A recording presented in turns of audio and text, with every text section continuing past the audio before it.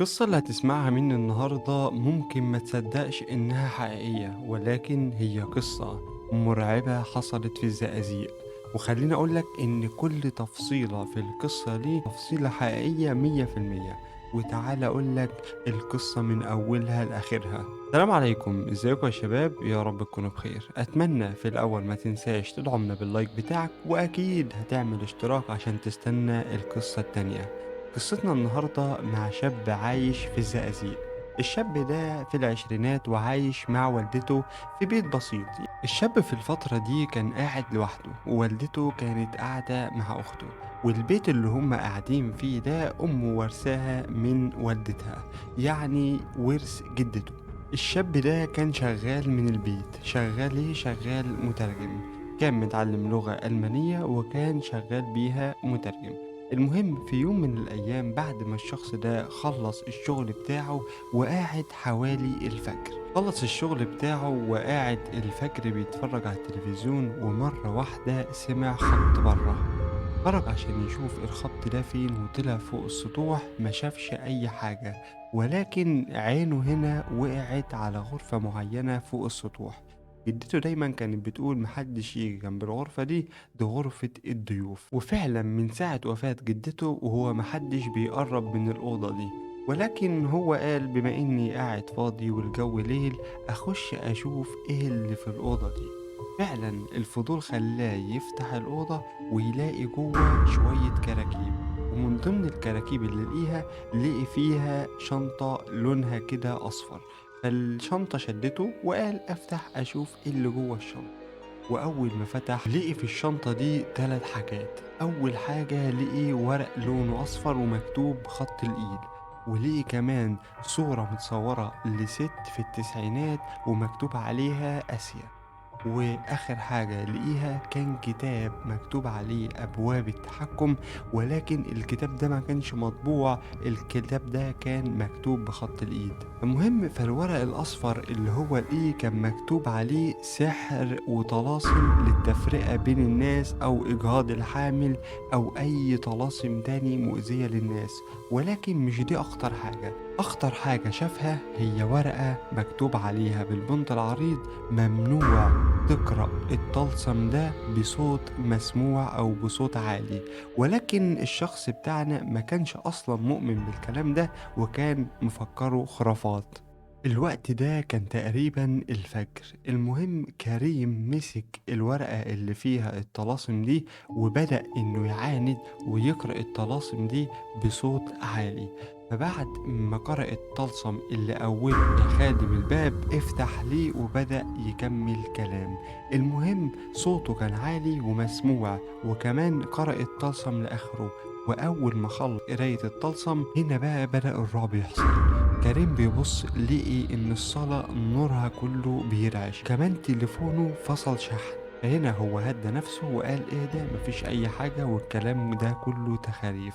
ولكن بقى يفاجأ إن في حد بينده عليه من بره وبيخبط الباب. فطبعا راح يفتح الباب عشان يشوف مين اللي جايله في الوقت ده، ويتفاجئ إن مفيش حد قدام الباب.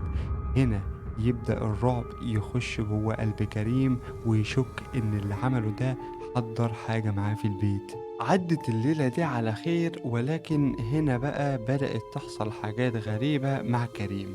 حاجات زي إنه بقى بينسى كتير. يعني مثلا يكون بيعمل قهوة أو حاجة على البوتاجاز، وبعد ما يخلص ينسى عين البوتاجاز شغالة. أو ينسى يسلم شغل المهم لعميل، مع إن دي ما كانتش من طبيعته.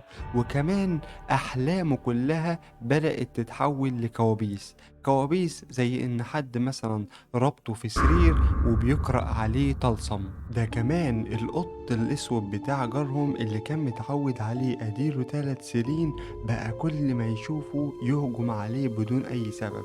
وعنده جار اسمه عم سمير. الجار ده كل ما يشوف كريم بقى بيقوله: انت بتعمل ايه بالليل؟ وايه صوت الدوشة اللي بيكون عندك ده؟ وكمان في ريحة حاجة محروقة بتظهر كل يوم بالليل من الشقة بتاعتكم. كريم هنا استغرب لأنه يوميا بينام الساعة 2. فقال له: هي الدوشة دي بتحصل امتى؟ قال له: كل يوم على الساعة 4 أو 5 الفجر. ومن هنا كريم عرف إن استحالة يكمل عيشة في الشقة دي، فلازم يروح لشيخ. الشيخ بتاع المنطقة كان اسمه الشيخ محمود، والشيخ محمود ده كان محبوب وما كانش بياخد فلوس من حد، وكمان كان بيروح يقرأ القرآن في البيوت. أول ما راح له وقال له: يا شيخ أنا بيحصل معايا واحد اتنين تلاتة، الشيخ وقفه وقال له: يا كريم، انت ليه فتحت باب كان مقفول؟ وهنا كريم اتصدم. هنا كريم بدأ يحكي للشيخ محمود اللي حصل بالتفصيل، وقال له إنه لقي ورقة ومكتوب عليها: ممنوع تقرأها بصوت مسموع أو صوت عالي.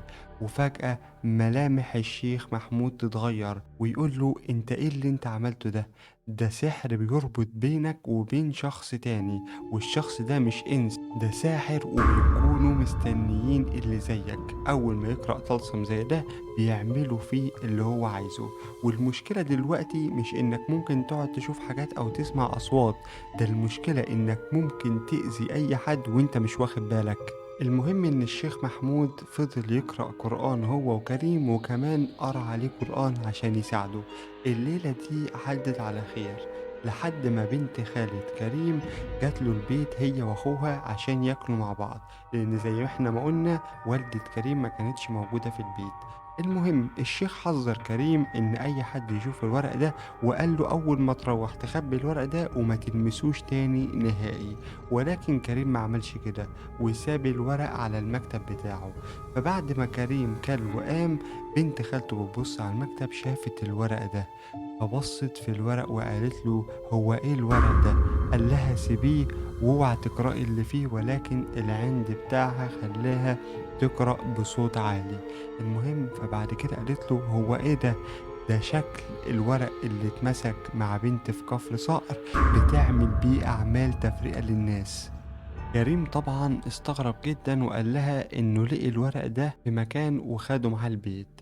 المهم تعدي الايام ويعرف كريم ان بنت خالته حصل لها حادثة.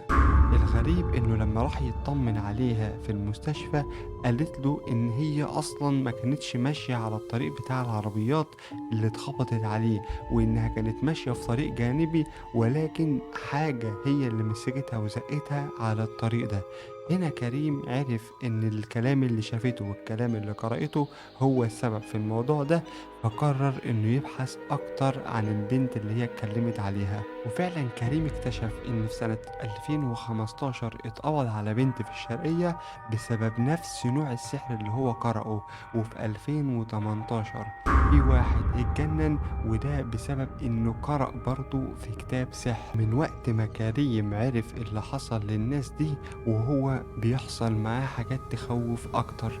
يعني ما بقاش يعرف ينام غير 3 ساعات مثلا في اليوم، او انه بتيجي الساعة 3:15 بالظبط ويبدأ يسمع خبط كتير في السقف. والناس العالمة في الماورائيات بتقول ان الخبط في الوقت ده مخصوص هو ده نشاط روحي.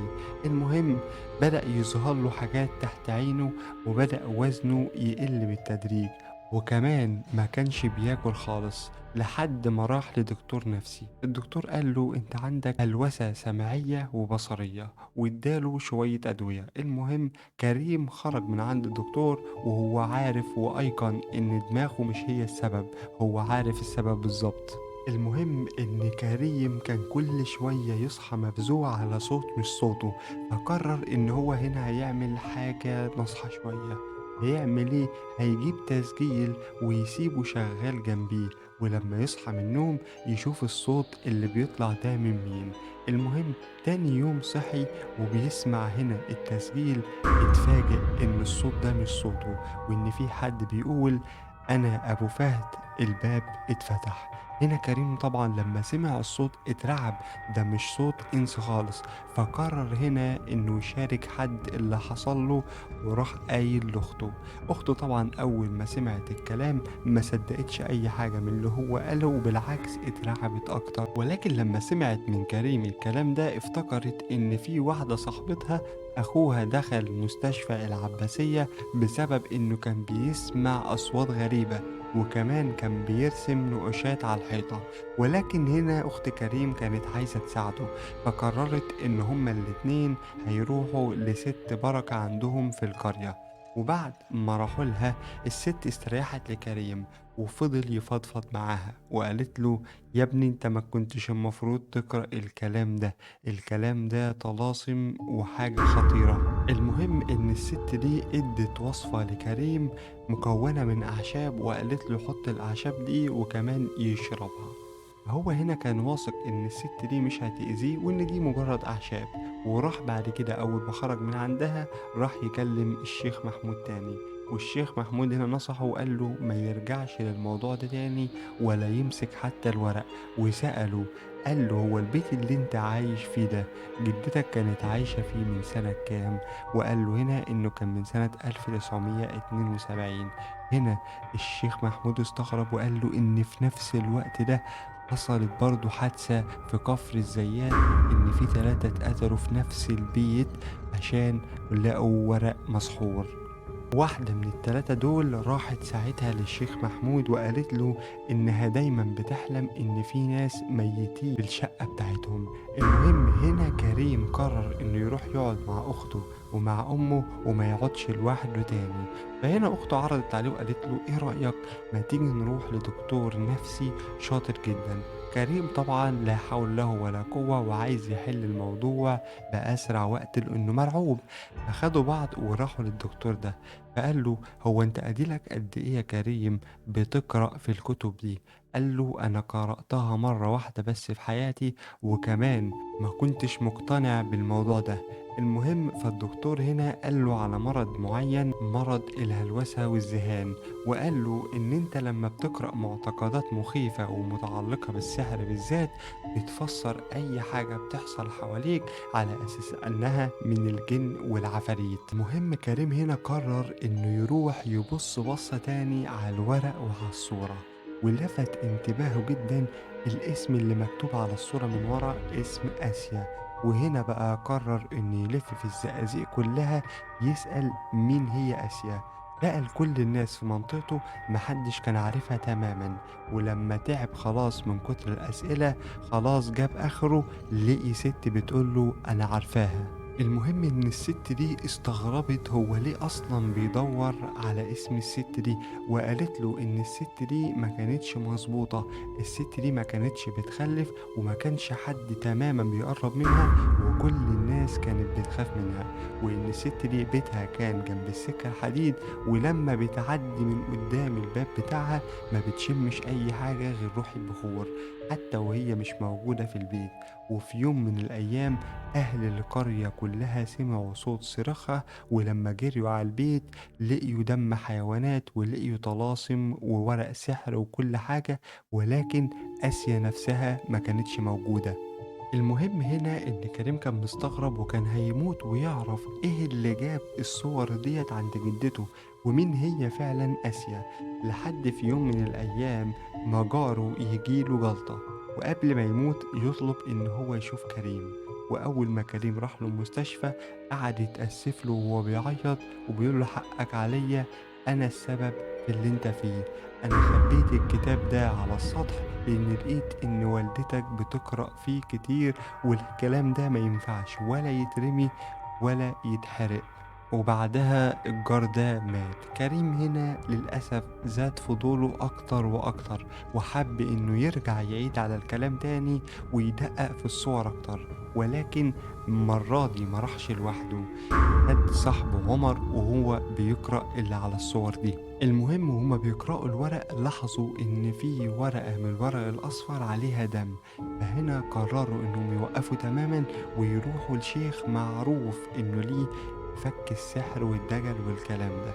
فأول ما الشيخ شاف الورق ده قال لهم إن ده مجرد ورق للسحر ما بين التفرقة بس وتحضير الجن، وقال كمان إن الاسم اللي مذكور في الورقة اللي عليها الدم ده كان في واحدة في فقوس في 2011 اتذكر في نفس المحضر إنها بتكلم كيان بنفس الاسم ده. المهم كريم ملقيش أي حل غير إنه يصدق كلام الدكتور النفسي وإن اللي بيحصل له ده من دماغه. ولكن هنا كريم كان كل يوم في نفس الميعاد بيسمع حد بيخبط على الباب، ولما يخرج ما بيلاقيش حد، فقرر إنه يروح للدكتور النفسي تاني. وهنا الدكتور قال له أنت عندك تروما وهلوسة من حاجات السحر والشعوذة اللي انت قرأتها، فعشان انت خايف ممكن دماغك تكون هي اللي بتهيألك ان في حد اصلا بيخبط على الباب، وان الوضع اللي انت فيه ده خطر وممكن تأذي نفسك او تأذي غيرك. المهم هنا كريم قرر انه ياخد خطوة، وانه هيحرق اي حاجة ليها علاقة بالكتب والورق اللي هو قرأهم. وبالفعل كريم حرق كل الورق اللي شافه والصور كلها اللي كانت موجودة، ولكن قرر يحتفظ بكتاب واحد بس للذكرى يعني. ودي كانت أكتر حاجة كريم عملها كانت كارثية. ليه؟ لأن من ساعتها كريم ما كانش بينام تماما، وكان بيشوف خيالات قدامه على طول، والرعب اتمكن منه لدرجة إن أخته وهي بتزوره في يوم من الأيام لقيت كريم مغمى عليه، ولولا إنها جت في الوقت المناسب كان زمانه ميت. هنا أخته قررت إنها تاخده يقعد مع جوزها ووالدته، وبعد كده قرروا إنهم يجيبوا شيخ معروف اسمه الشيخ النحاسي. ولما عرف اللي حصل لكريم قرر هنا إنه يروح للبيت نفسه ويقرأ قرآن. ولما شاف الطلاسم والورق اللي كريم كان بيحرقهم قال له إن التعويذات والطلاسم اللي هنا هي مش عشان تحضر جن، لأ، دي بتتعمل مخصوص عشان تخلي عقل الإنسان ما يكونش موجود، وإنه دايما يشوف حاجات ويتخيل حاجات هي مش موجودة. وهنا بقى الشيخ النحاسي بدأ يقرأ في البيت، وأول ما بدأ يقرأ بدأوا يشم ريحة زي ريحة الشياط. فالشيخ هنا قال له خلي بالك في حد ميت موتة مش طبيعية في البيت ده، ميت وهو بيحضر سحر. عدى يومين تمام وكريم كان تمام، ولكن بعد كده بدأت الخيالات ترجع تاني وتزيد. فهنا أصحاب كريم لما عرفوا الموضوع قرروا ياخدوه لشيخ اسمه الشيخ فؤاد. الشيخ ده بيقولوا إنه جاي من بره، وكمان شيخ تقي وبيعالج الناس ببلاش. قال له إن السحر مش بيقوي الجن، ده بيضعف البني آدم، فبيخليه فريسة وبيخليه مجرد ظل للسحر. المهم إن كريم هنا استريح جدا للشيخ، فبدأ إنه يروح له كل يوم ساعتين ساعتين ونص. فهنا الشيخ في مرة عرض على كريم عرض، قال له إيه رأيك ما تروح تجيب لي الكتاب اللي عندك؟ قال له لأ، أنا مش هجيب، أنا مش هقرب من أي حاجة تخص الموضوع ده تاني، أنا ربنا هداني وعايز أمشي مستقيم. الشيخ هنا شجعه وقال له لأ، أنت تجيبه وتعالى. فكريم هنا راح وجاب الكتاب وقال له أفتحه، فالشيخ قال له افتحه. لحد ما كريم فتح الكتاب والشيخ قال له ده مجرد ورق ما تخافش منه. الشيخ هنا خد الكتاب من كريم وبدأ انه يقطعه ورقة ورقة قدامه ويحرقه، وكريم مع كل ورقة كانت بتتحرق كان بيرتاح اكتر. المهم ان بعد ما الموضوع ده حصل كريم يرجع البيت، وفعلا عرف انه كان غلطان انه قرب من حاجة تخص السحر والشعوذة. وبعد مرور اسبوعين كريم بدأ يتعافى وكأن مفيش أي حاجة حصلت. أتمنى يا صديقي العزيز لو عجبك القصة ديت ما تنساش تعمل اللايك والاشتراك بتاعك وتكتب لي في الكومنتات مستني الحلقة الجاية ولا لأ. أشوفك على خير وسلام.